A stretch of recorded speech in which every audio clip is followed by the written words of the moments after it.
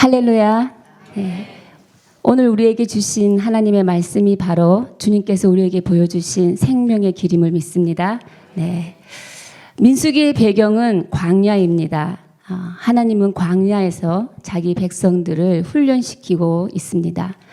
약속의 땅이라는 그 소망의 공간, 하드웨어죠. 그 소망의 공간을 향하여 걸어가는 여정 가운데 무엇을 주시냐면요, 어떻게 살아갈 것인가라는 소프트웨어를 지금 우리에게 말씀하고 있다는 것입니다. 레위기가 성도들의 삶의 기본 텍스트를 제공해 준다면, 민수기는 실제 훈련에 돌입했을 때 사용할 수 있는 훈련 지침서를 우리에게 말하고 있다는 것입니다. 바로 이스라엘 백성을 살리시기 위해서 길을 내어 주시고 계시는 하나님을 우리가 민수기에서 볼 수 있습니다. 하나님은 이스라엘 백성이 더 이상 죄의 노예가 되지 않고 진리 가운데 자유함으로 걸어가기를 원하고 계십니다. 그 길을 걷게 하시려고, 그리고 그 백성들이 광야 가운데서 거룩한 사람 되게 하려고, 그리고 거룩한 제사장 되게 하려고 약속의 땅을 향하여 믿음으로 인내하여 끝까지 달려가기를 인도하고 계시는 것입니다. 오늘 우리에게 주어진 나시린에 대한 규례는 이스라엘 공동체의 거룩함을 보존하기 위해서 하나님께서 주신 지침서입니다. 이 나시린에 대한 정결 규례가 목적이 아닙니다. 이 행위를 하는 것이 목적이 아니라 그 행위 안에 담겨진 그 의미를 묵상하고, 또 그 행위를 하는 기간 동안 어떠한 역사를 경험하느냐, 그것이 오늘 하나님의 말씀을 통해 주시고자 하는 메시지입니다. 우리가 나시린에 대해서 이런 정결 규례는 너무나 많이 설교를 통해 들어왔습니다. 근데 우리는 포도주를 먹지 마라, 머리에 삭도를 대지 마라, 시체를 가까이 하지 말라라는 행위 쪽으로 우리가 암기하며 이렇게 안 해야지, 이렇게 안 하고 살아야지라고 그냥 가볍게 여기는데, 그 내면에 내포하고 있는 정말 하나님이 우리에게 어떻게 살기를 원하시는가에 그 의미를 묵상해 보면서 오늘 우리에게 살아있는 적용이 되는 귀한 시간이 되기를 바랍니다. 우리 1절 2절 함께 읽겠습니다. 시작. 여호와께서 모세에게 말씀하여 이르시되 이스라엘 자손에게 전하여 그들에게 이르라. 남자나 여자가 특별한 서원 곧 나시린의 서원을 하고 자기 몸을 구별하여 여호와께 드리려고 하면. 네, 자, 우리가 더 큐티 그 시간에 배운 것처럼 단어가 계속되어져서 반복되어 나오는 것은 오늘 하나님께서 우리에게 그 부분에 대해서 중요하게 말씀하고자 하는 의미가 있는 것입니다. 그래서 우리가 읽기를 할 때 많이 나오는 단어는 동그라미를 치는 거예요. 여러분도 지금 보면 아시겠지만 구별이라는 단어가 10번이 나옵니다. 그러면 뭔가 오늘은 구별된다라는 의미를 우리에게 말해주고자 하시는구나. 구별된다라는 것은 하나님을 바라본다라는 거예요. 하나님을 바라보는 거. 그러니까 무엇을 하든 어디에 있든 하나님을 바라보고 하나님이 나의 주인이 되어서 내가 결정하고 선택하고 생각하고 마음을 둔다라는 것입니다. 그것이 구별된다는 것이지요. 나시린은 자신을 구별하여서 여호와께 드리기로 서원한 사람들입니다.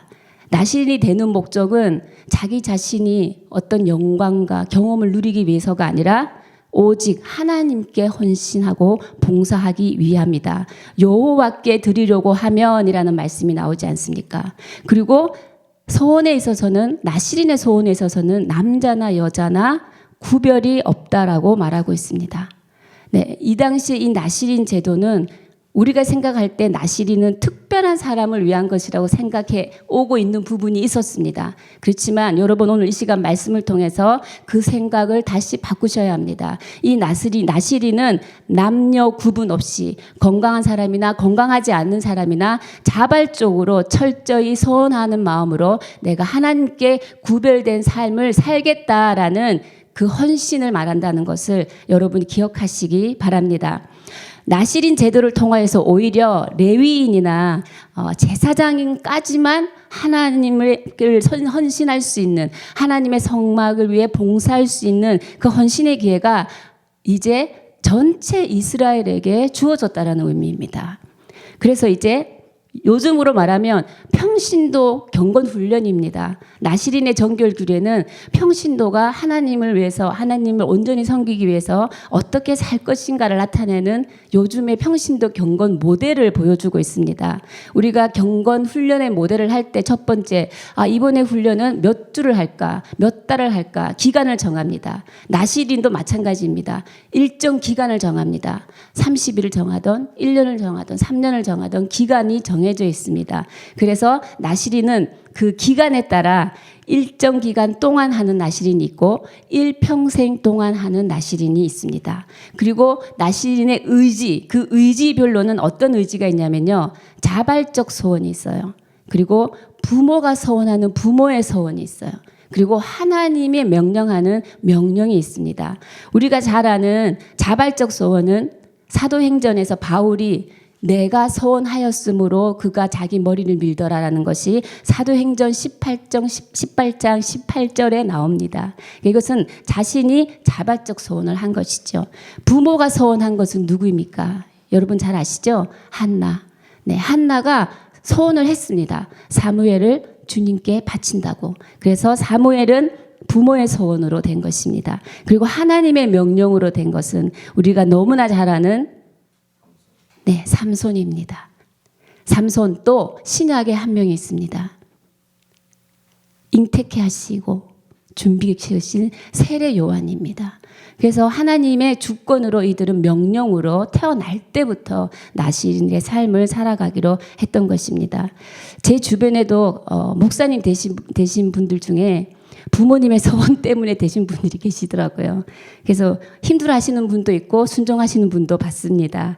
네, 이제 나시린의 준수사항을 저희 함께 보도록 하겠는데요. 눈으로 한번 보도록 하겠습니다. 3절에 나시린의 준수사항 첫 번째는 무엇을 금하고 있습니까? 포도나무 소산 그리고 독주 금하고 있습니다. 그 다음에 5절에는 또 뭐라고 하고 있습니까? 삭도를 절대로 그의 머리에 대지 말 것이라. 그 6절에는 뭐라고 하고 있습니까? 시체를 가까이 하지 말 것이다 라고 기록하고 있습니다. 이 행동 지침서가 광야길에서 살아남을 수 있는 거룩 지침서입니다. 자, 3절로 다시 돌아가서 왜 술을 멀리해야 하나? 잠언에 보면 술에 대해서 포도주에 대해서 아주 정확하게 언급해 놓은 부분이 있더라고요. 제가 읽어보겠습니다. 포도주는 거만케 하는 것이요 독주는 떠들게 하는 것이라. 이에 미혹되는 자마다 지혜가 없느니라. 잠언 20장 1절입니다. 그리고 더 재밌는 걸 발견했습니다. 잠언 23장 33절부터 35절인데요. 우리가 술 취했을 때 나타나는 현상이 성경 말씀에 있더라고요. 네 눈에는 괴이한 것이 보일 것이요 네 마음은 구부러진 말을 할 것이요 마음으로 말하기를 사람이 나를 때려도 나는 아프지 아니하고 나를 상하게 하여도 내게 감각이 없도다. 내가 언제나 깰까 다시 술을 찾겠다. 네, 정말 이 술에 대해서 이렇게 명확하게 술 취한 상태에서 나오는 그 인간의 현상에 대해서 성경에 이런 말씀이 있다고 제가 처음 찾았거든요. 네, 술과 성령의 공통점은 제가 생각했습니다. 술을 마셨을 때, 성령에 취했을 때 공통점은 변화가 일어납니다. 아멘. 네, 술은 이상하게 변화가 일어납니다. 근데 성령은 열매를 맺더라고요. 근데 술은 기분만 변한 것처럼 느껴지는데 실제로 변한 건 없습니다. 예, 비겁한 사람이 술을 마셔서 잠시 용감해질 뿐이에요. 근데 뭐예요? 그것은 허상인 거죠. 그래서 이 사람은 그 허상이 자기의 바라는 바의 모델이기 때문에 또 그 다음에 술을 찾게 됩니다. 그래서 술은 중독이라는 열매를 맺게 합니다. 순간의 기쁨과 위로를 우리 가운데 줘서 우리를 스스로 속게 살게 하는 것이지요. 그리고 이성이 마비가 되기 때문에 하나님의 뜻을 분별하지 못하게 한다는 것입니다. 그런데 성령은 뭡니까? 성령은 절제의 열매를 맺게 하는 것입니다. 무엇이든 과하지 않게. 왜냐하면 포도주가 전부 다 이게 나쁜 의미만 있는 것이 아니고 저희가 성경에서 보면 전쟁 후에 떡과 포도주를 마시는 부분이 나옵니다. 그것은 포도주는 하나님이 우리에게 주신 원기 회복제인 것입니다. 그리고 여호와께 전제를 드릴 때도 포도주를 드렸고 여호와 앞에서도 즐거울 때도 포도주를 마셨습니다. 그래서 이 성령의 지혜가 보면 상황과 모든 판단에서 영적인 유익을 위해서 판단할 수 있다는 거죠. 그래서 유익이 안 되는 것을 계속해서 하다 보면 결국은 본인이 하나님과 완전히 멀어진 상태에 있는 것을 나중에 발견하게 되는 것입니다. 그러니까 본인이 기쁘게 하고 본인을 위로하고 본인의 참된 평강이 술을 마실 때 임했기 때문에 이분은 뭐예요? 기쁨과 위로가 술로부터 오는 거죠. 근데 우리는 뭡니까? 여러분을 기쁘게 하고 여러분을 위로하는 참된 평강은 오직 누구로부터 오십니까? 예수 그리스도로부터 오는 것을 여러분이 믿으시기 바랍니다. 오직 하나님을 기뻐하는 삶, 그리고 하나님의 참된 위로만이 우리의 내면을 회복시키시고 하나님의 형상으로 회복시킬 줄 믿습니다. 네, 5절에 보면 삭도를 대지 마라. 네, 그의 머리에 대지 말라고 했을 때 성경에서 머리는 주인을 의미합니다. 남편은 아내의 머리, 예수님은 교회의 머리이시다라고 말하고 있습니다. 여러분, 이 머리카락이 지금 우리 머리에 붙어 있는 거는요, 우리가 생명을 가지고 있기 때문에 머리카락이 붙어 있는 거예요. 예. 죽은 사람들 보면 머리부터 빠져요. 왜? 생명이 없기 때문에 머리카락이 더 이상 붙어 있지 못하는 거예요. 그래서 우리가 이 머리를 기른다는 것은 하나님만이 자기 생명의 힘이요, 유일한 근원됨을 고백하는 의미가 있는 것입니다. 그래서 뭐예요? 자신의 모든 힘을 다해 그분의 영광만을 위해 살아가겠다라는 의지의 표현으로 나타나는 것입니다.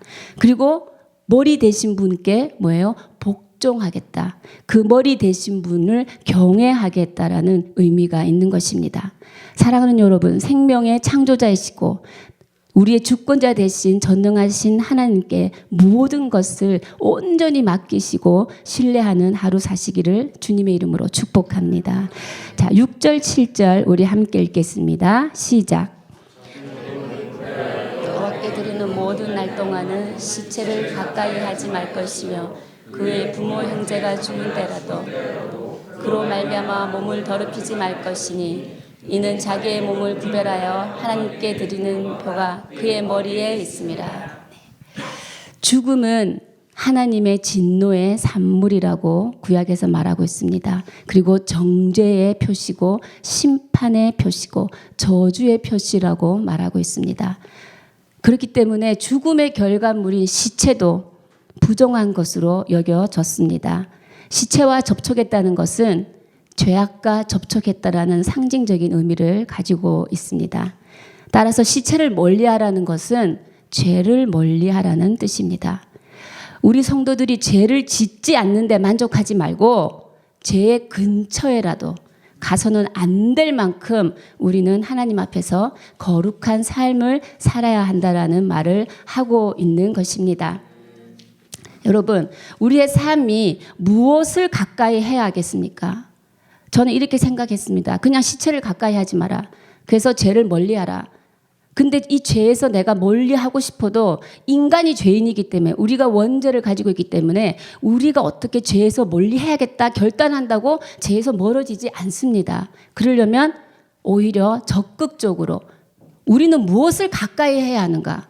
무엇을 가까이 했을 때 죄로부터 멀어질 수 있는가라는 것을 묵상해 보았습니다. 우리는 은혜를 가까이 해야 합니다. 생명의 주인 되신 예수님을 가까이 해야 합니다.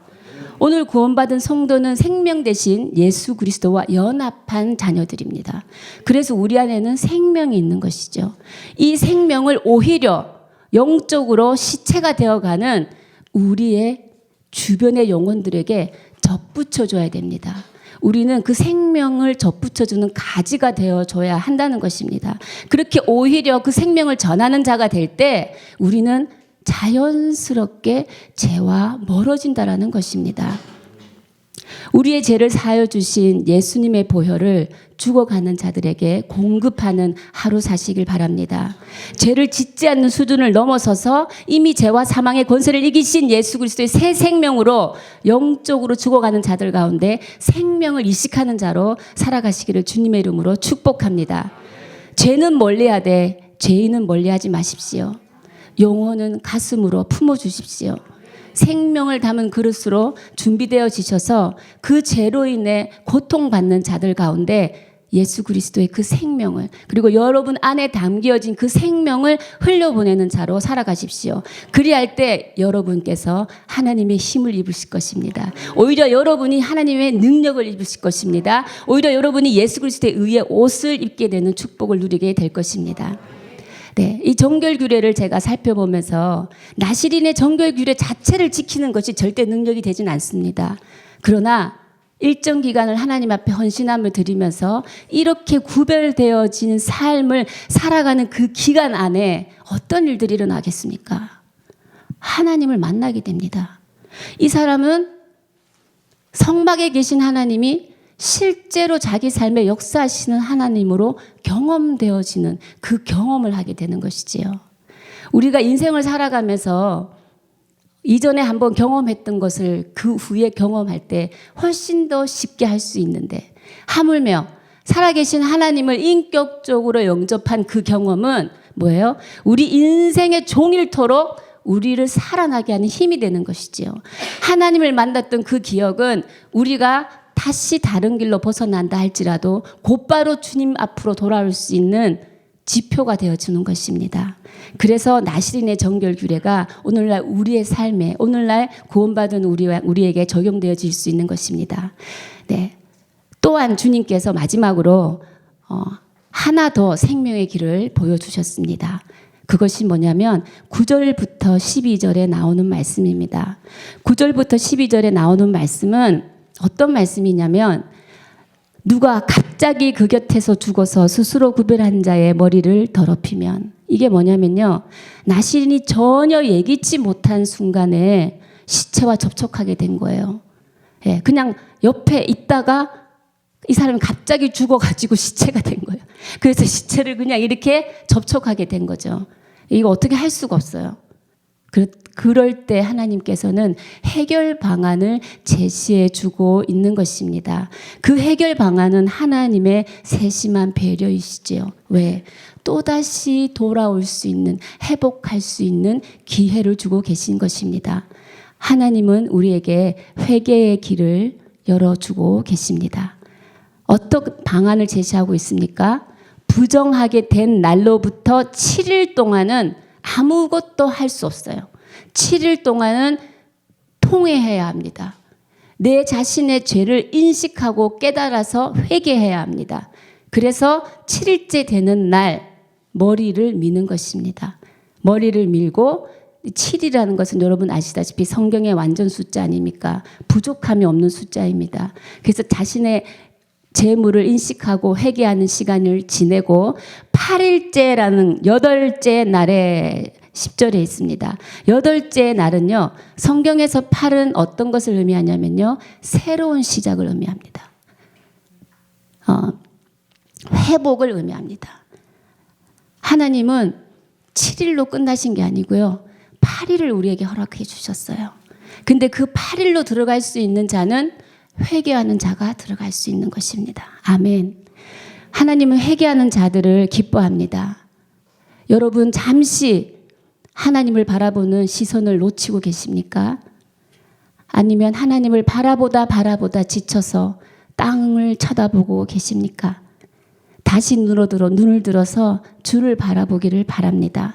주의 이름으로 선포합니다. 여러분이 주를 다시 바라보고 하나님께 내 마음을 다시 내어드리고 회개함으로, 돌이킴으로 주 앞에 나아갈 때 주께서는 반응하는 자녀들에게 하나님의 음성, 그리고 하나님의 생명, 하나님의 능력을 부어주실 줄 믿습니다. 그렇게 강요한 훈련은 우리를 거룩하게 하시고 거룩한 제사장 되게 하려는 하나님의 의지에서부터 시작되었습니다. 요한계시록 2장 5절의 말씀을 우리 자막을 통하여 한번 읽기를 원합니다. 요한계시록 2장 5절 시작. 그러므로 어디서 떨어졌는지를 생각하고 회개하여 처음 행위를 가지라. 만일 그리하지 아니하고 회개하지 아니하면 내가 내게 그 내 촛대를 그 자리에서 옮기리라. 아멘. 여러분, 이 말씀은 예수님이 에베소 교회를 향해서 하는 말씀이었습니다. 처음 사랑을 버렸다고 책망하는 말씀입니다. 에베소 교회는 거짓 선지자들의 출현으로 바른 교리를 지켜내는데 굉장히 힘써왔고 그 어떤 시련 중에서도 인내해왔다는 것을 예수님이 먼저 칭찬한 교회입니다. 그런데 너무 바른 교리를 지키는데 힘을 쓰다 보니까 정작 주님이 원하시는 것은 무엇입니까? 사랑, 성령의 능력, 이것을 잃어버렸다는 것입니다. 회개의 열매는 사랑의 회복입니다. 무엇이 중요한지 첫사랑을 회복하고 너의 처음 행위를 회복하라는 하나님의 말씀, 이것은 하나님에 대한 사랑과 성도에 대한 사랑을 너희가 회복하기를 바란다. 그리고 연달아 말하고 있는 말씀, 이 말씀을 듣는 자는 이기는 자이고 그 이기는 자에게 내가 생명나무의 열매를 주겠다라고 요한계시록 2장에서 말하고 있는 것입니다. 우리가 정말 힘써야 할 것은 무엇입니까? 하나님을 사랑하고 이웃을 사랑하는 것입니다. 그것이 회개의 열매를 맺은 자들의 삶의 증거가 되는 것입니다. 오늘 다시 돌이킬 수 있는 길을 주신 하나님께 모든 영광과 감사를 드립니다. 그리고 주께로부터 멀리 떨어진 분들이 계신다면 오늘 속히 돌아오는 역사가 있길 기도합니다. 주 안에 있으면서 제 가운데 있으시다면 회개의 길을 열어놓으신 우리를 다시 살리기를 원하시는 주 앞에 나와 엎드려 회개하는 복을 누리시기 바랍니다. 회개함으로 생명나무의 열매를 받게 되는 그런 영혼 되시고 그런 가정 되시고 우리 사람 살리는 교회가 생명의 나무의 열매를 받게 되는 그런 공동체 되기를 주님의 이름으로 축복합니다. 사랑하는 성도 여러분, 무엇보다도 이 민수기의 설정이 우리의 지금 삶과 너무 닮아 있다라는 생각을 했습니다. 하나님께서 약속을 받았지만, 하나님으로부터 약속을 받았지만 그것이 아직 이루어지지 않은 상태에서 거친 광야의 길을 걸어가는 이스라엘 백성들의 모습이 하나님의 약속을 믿고 이 땅을 살아가는 오늘날 약속 하나만 믿고 살아가는 우리의 모습과 정말 닮지 않나라는 생각을 해보았습니다. 그러면서 사도 바울의 고백으로 제가 말씀을 마칠까 합니다. 디모데후서 4장 6절에서 8절의 말씀인데요. 우리가 함께 읽도록 하겠습니다. 시작. 나는 선한 싸움을 싸우고 나의 달려갈 길을 마치고 믿음을 지켰으니 이제 후로는 나를 위하여 의의 면류관이 예비되었으므로 주 곧 의로우신 재판장이 그날에 내게 주실 것이며 내게만 아니라 주의 나타나심을 사모하는 모든 자에게도니라. 아멘. 그렇습니다. 사도 바울의 삶의 마지막 순간에 사도 바울은 진정으로 인생을 바쳐서 내가 헌신해야 될 가치가 있는 일에 전념했다라고 말하고 있습니다. 하나님이 자신에게 명령하신 그 여정을 마침내 끝마쳤다라고 말하고 있습니다. 개인적인 영광은 없습니다. 이 의의 면류관은 하나님, 오직 하나님의 은혜로 보상받는 것이기 때문입니다. 여러분이 진정으로 인생을 바칠 만큼 가치가 있는 한 가지 일이 무엇입니까? 생명이 없는 자에게 생명을 전하는 삶을 사는 것입니다. 아직도 제 가운데서 헤매이며 절망과 낭만 가운데 살아가는 자들 가운데 예수 그리스도의 보혈을 영접하게 해서 그들이 제 가운데서 건져지는 역사를 우리가 함께 보아야 할 것입니다. 그것이 우리 교회, 우리 공동체의 비전이며 우리가 살아가야 되는 사명이 될 줄 믿습니다. 우리는 구원받은 나실입니다. 오직 하나님만을 기뻐하고 하나님만을 위로하고 하나님의 위로만이 나의 회복이 되며 나의 의지할 대상이 된다는 것을 믿고 여러분이 삶을 살아갈 때 열매들이 예수를 모르는 자들이 그 열매를 보고 예수 그리스도 그분을 알게 되는 하루 되시기를 주님의 이름으로 축복합니다. 네, 기도하시겠습니다. 주님, 그렇습니다. 오늘 우리가 기도하기를 원하는 것은 하나님께서는 회개하는 자를 기뻐하신다고 하셨습니다. 주님, 우리가 회개함으로 어떤 열매를 맺습니까? 회개함으로 사랑이 회복됩니다. 하나님의 사랑이 회복되고 이웃을 향한 사랑이 회복되는 것입니다. 하나님, 우리가 무엇이 중요한지 그 본질을 붙잡고 오늘도 사랑하며 살아가게 하여 주시옵소서. 주님, 그리고 하나님만이 나의 기쁨이며 참 위로되며 평강이 됨을 고백하고 하나님이 오늘도 나의 주인 되어 주시어서 우리의 삶이 하나님의 뜻에 반응하며 살아가게 하여 주시옵소서. 주의 생명의 길을 우리 가운데 보여주셨으니 그 생명의 길을 오늘도 빛 가운데서 바라보며 생명의 길 가운데 오지 못한 자들을 함께 손을 잡고 걸어가는 길을 살아갈 수 있도록 오늘 하루 인도하여 주시옵소서. 우리 함께 기도하며 나아가시겠습니다. 살아계신 하나님, 감사합니다. 오늘도 우리를 주 앞에 부르셔서 주님 앞에 무릎을 드리게 하여 주시고 하나님 말씀 앞으로 우리를 정결한 제사 가운데 오게 하신 주님을 찬양합니다. 하나님, 나의 나된 것이 하나님의 은혜임을 고백합니다. 하나님, 주 예수 그리스도의 보혈의 공로로 구원받은 성도들 이제 걸어가는 그 길 가운데 하나님께서 생명의 길을 열어 주시었습니다. 주님, 그 생명의 길은 하나님을 기뻐하는 자의 길이며 하나님만이 나의 참된 위로된다 고백하는 자의 길이며 하나님만이 나의 생명의 주인 되신다는 고백을 하는 자들의 길입니다.